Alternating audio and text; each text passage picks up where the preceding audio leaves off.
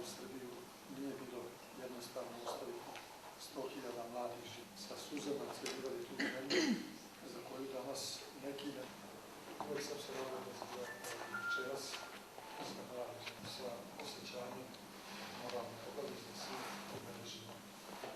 Ispred Srpskog narodnog pokreta Svetog Miletića.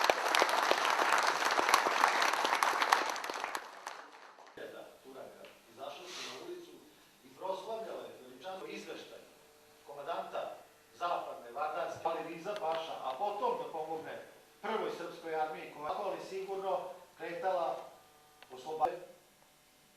Nisu bili zainteresovani Turci za dalje. Niko nije želeo da se vrati kući.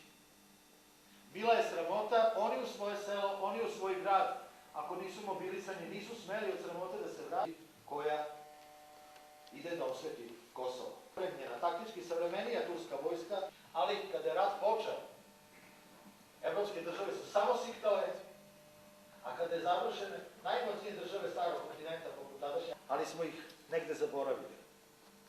U prelomnim trenucima je gotovo sam iznao teret. Sa 8 rana, držeći sablju i srpski barjak, o njemu, o kome je pisala sva tadašnja štampa, evropska, a umro je 65. godine kao puka sirotinja na Beogradskom groblju 1. novembra 1912. godine, i ovo će završiti,